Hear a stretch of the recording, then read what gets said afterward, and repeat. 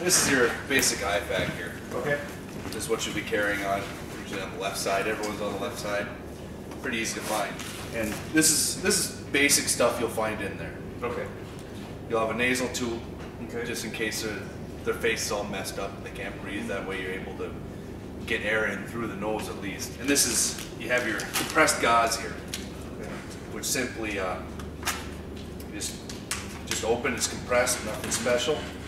This is what's used for actually packing wounds. Mm-hmm. Say if someone were to have a hole in them, right, or a large laceration, you could just simply just take this, and for example, I've got buck holes here.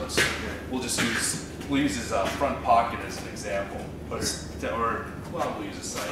It's not kind of his arm. He's got a big hole in his arm. Mm-hmm. You simply, just as you think, you just stuff in there. Just stuff it in. Just keep stuffing in, so you can't stuff no more. Okay. We'll come back to that in a second. Okay. Also with that, on that note, this is a combat gauze. It's the same deal. It has tear here. But this is embedded with a special, kind of like a shellfish, or not anymore. What it does is it clots the bleeding.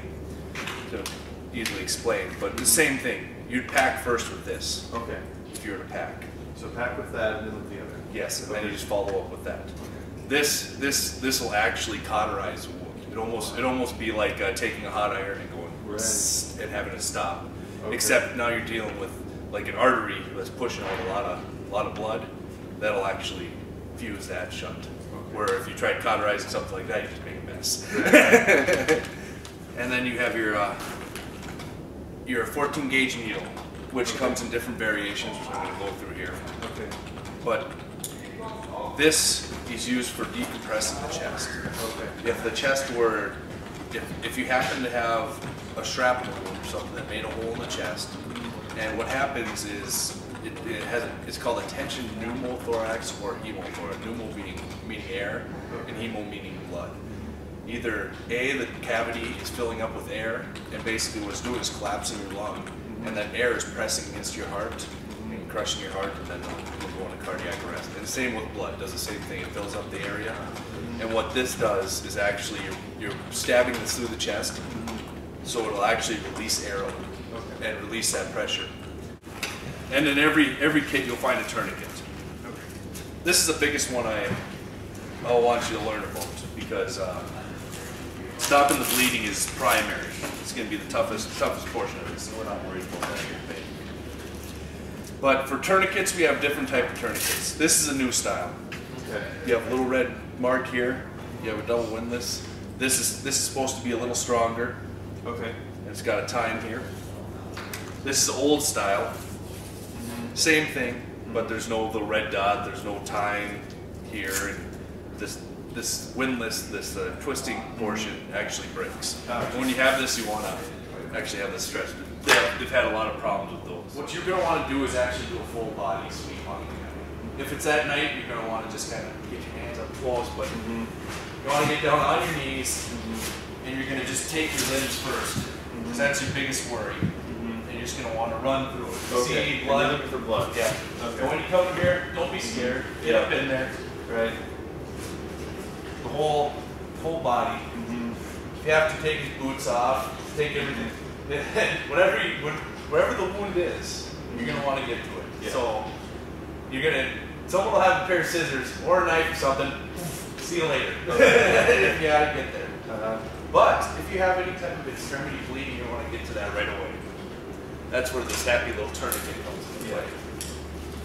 Say if he has bleeding around this area, or an amputation, you're going to want to go above the wound, and you want the key word is high and tight. Okay.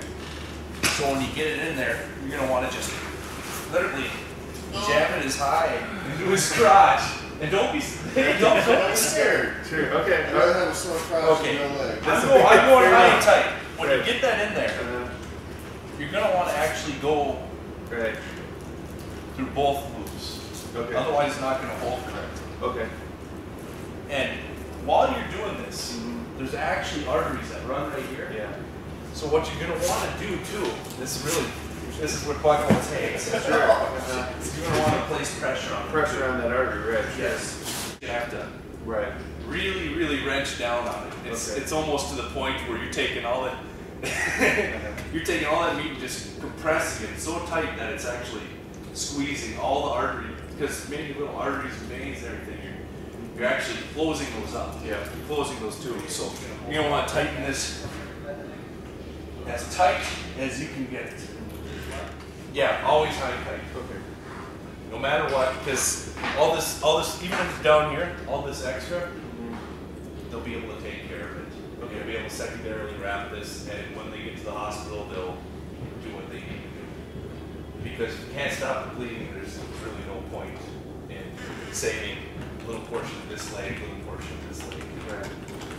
And with the hospitals, how they treat surgeries now, it's just amazing how they can take care of this compared to how it used to be. And when you deal with so many IEDs and stuff on the side of the road, so many people having amputations or arterial bleeding, and then to get taken care of the emergency portion of it, and the fact when I was here last tour and I was actually out on the road in Iraq, you call up a bird, and no joke, probably I would barely have the guy packaged up, and the bird they'd be like, oh, crud.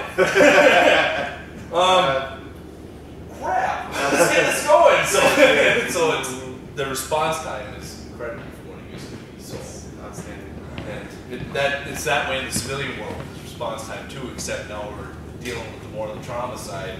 Where in the civilian world, you deal more with heart attacks and other areas in the ambulance service. Not so much trauma, battle-related trauma, and with war, you're learning new things. Right. As messed up as it is. Yeah, that's absolutely true.